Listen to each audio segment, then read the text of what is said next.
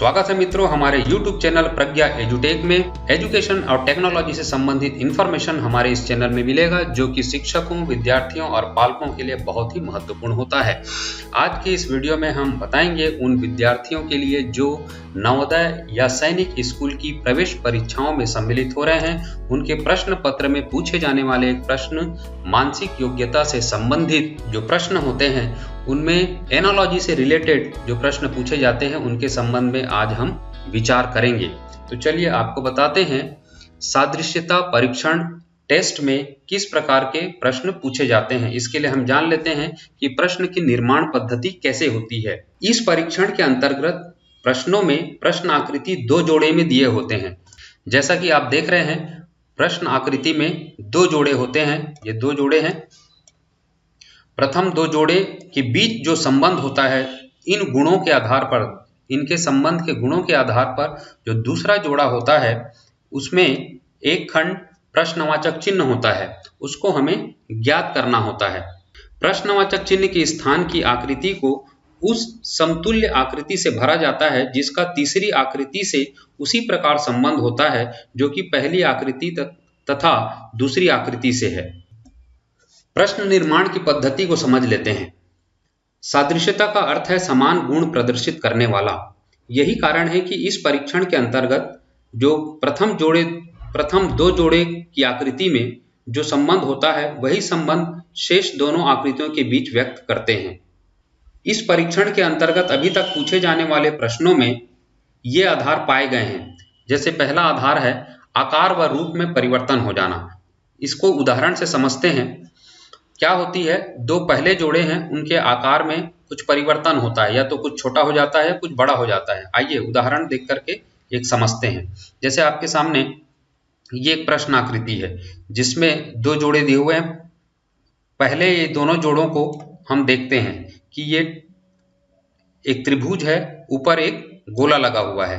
अब दूसरी आकृति में देखें तो ये गोला बड़ा हो गया है और त्रिभुज छोटा हो गया है। उसी प्रकार से ये तीसरा जो आकृति है उसको हम समझते चले जाते हैं। ये जब बनेगा तो फिर इसका जो वर्ग है, स्क्वायर है, वो बड़ा हो जाएगा और उसके नीचे में और ये त्रिभुज छोटा हो जाएगा। ये देखिए ऐसी आकृति। अब उत्तर आकृति पे 4 ऑप्शन दिए हुए हैं, उसमें से यदि छांटें तो हमको मालूम पड़ता है कि आकृति ऑप्शन नंबर 2 इस प्रकार की आकृति उससे मेल खाती है। और भी एक उदाहरण देखते हैं। चलिए, इसमें जो है आकार में परिवर्तन हुआ था, रूप में कैसे परिवर्तन हो जाता है ये देखिए। इस प्रश्न आकृति में पहले त्रिभुज है, वह त्रिभुज जो है वर्ग बन गया, यानी कि 3 भुजा था इसमें, वो 4 भुजा में बदल गया। तो उसी प्रकार से यहाँ पर चतुर्भुज है, यानी कि एक भुजा का इसमें वृद्धि हो गया। तो यहाँ पे 4 भुजा है, यहाँ पर आने पर वो 5 भुजा हो जाएगा। 5 भुजा आप देखिए कहाँ है, उत्तर में से 4 ऑप्शन दिए हुए हैं, उनमें से तीसरा नंबर का ऑप्शन इसका उत्तर होगा। और देखते हैं दूसरा, इसमें प्रश्न निर्माण की पद्धति में दूसरा पद्धति है संख्या में परिवर्तन। आकृति में संख्या में परिवर्तन हो जाता है। देखिए उदाहरण से समझते हैं। यहाँ पे प्रश्न आकृति दी हुई है, इसमें 2 जोड़े होते हैं जैसा कि आप जानते हैं। और पहला जोड़ा में देखें, ये एक त्रिभुज था, वो 2 त्रिभुज हो गया, 2 हो गया। तो वैसे ही चतुर्भुज है, वो 2 चतुर्भुज हो जाएगा। तो किसमें है ऐसा? उत्तर आकृति में से चारों ऑप्शन में से देखें तो ये तीसरे नंबर का ऑप्शन जो है इसका उत्तर होगा। आकृतियों में घूर्णन हो जाता है, घूम जाता है, वो देखिए। जैसे ये प्रश्न आकृति में से फिर देखिए पहले जोड़े पे तुलना कीजिए। तो पहले जोड़े को यदि तुलना करें तो इसको ऐसा 4 भागों में यदि बांट दिया जाए ऐसा, ठीक है। तो देखिए उल्टा घुमा है ये, घड़ी के विपरीत दिशा में, ठीक है। कैसे घुमा है? यहाँ तक। तो ये हो गया 90 और ये 45, मतलब 35 अंश घड़ी के उल्टे दिशा में, एंटी क्लॉकवाइज घुमा है। तो ये भी वैसे ही होगा। इसको भी 4 भागों में ऐसा डिवाइड कर लीजिए और देखिए एंटी क्लॉकवाइज, उल्टा घुमाना है ना। ये अभी यहाँ है, ठीक है। तो 135 अंश उल्टा घुमाना है, ठीक है। तो ये 90 हो जाएगा, यहाँ से यहाँ तक 90 और ये 45। तो इस दिशा में आएगा वो, है ना, इस दिशा में 135 अंश एंटी क्लॉकवाइज घूमेगा। तो वो ऐसी आकृति कहाँ है, ये है, चौथे नंबर का ऑप्शन इसका उत्तर होगा। दर्पण प्रतिबिंब भी बनता है। इस उदाहरण को समझें। देखिए इसमें दर्पण, इस साइड पे दर्पण है ना, इस तरफ दर्पण रखा हुआ है मान के चलिए। तो इसकी आकृति कैसे बनेगी, ये प्रिंटिंग मिस्टेक है, ये कॉर्नर में है, ये समझ जाइए आकृति कॉर्नर में है, ऐसा है ना। तो ये पहला संबंध को देखिए, ये पहला संबंध ऐसा है, पहले जोड़ी का संबंध। तो उसी प्रकार से दूसरे जोड़ी का भी संबंध हो जाएगा।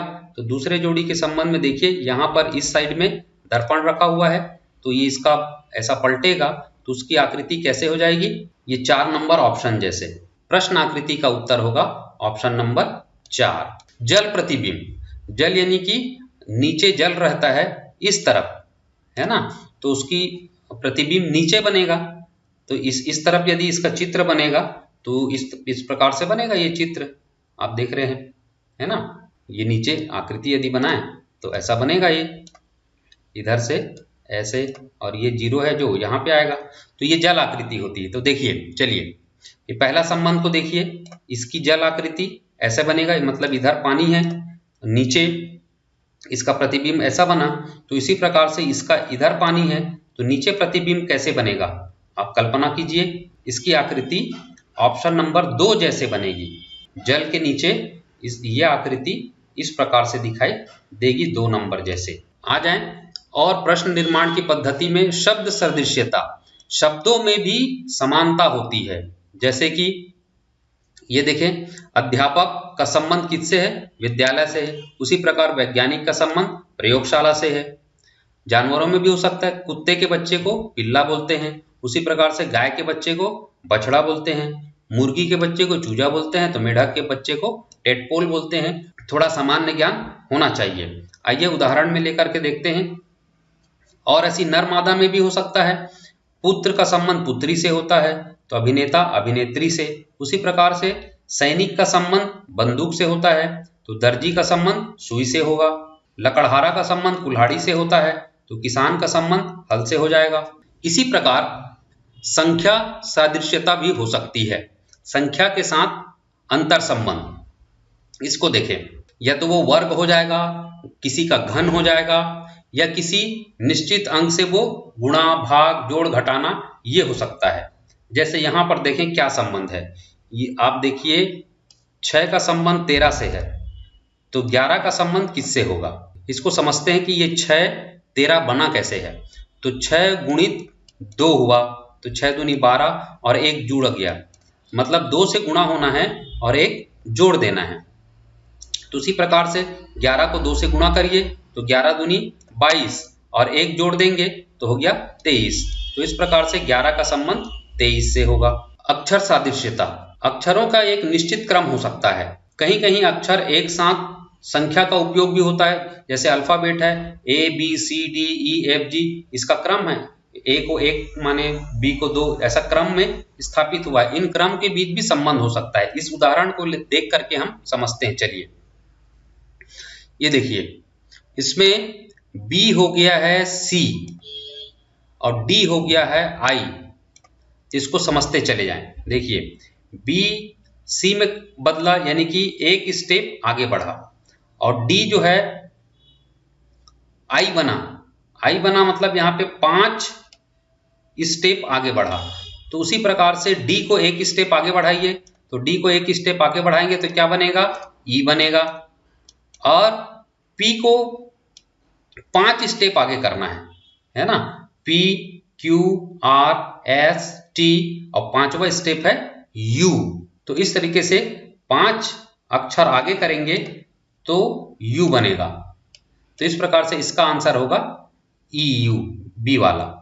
इसी प्रकार के एनोलॉजी टेस्ट से संबंधित और भी अभ्यास के लिए हमारे पार्ट 2 वीडियो देखिए, जिसका लिंक डिस्क्रिप्शन में दिया हुआ है और आई बटन पर भी दिया हुआ है, या फिर आप किसी बुक की सहायता भी ले सकते हैं।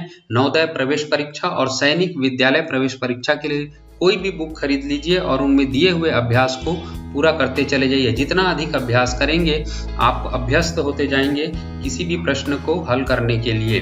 यदि आपको यह वीडियो अच्छा लगा हो तो लाइक बटन पर क्लिक कर दीजिए और अपने मित्रों को शेयर भी कर दीजिए। धन्यवाद।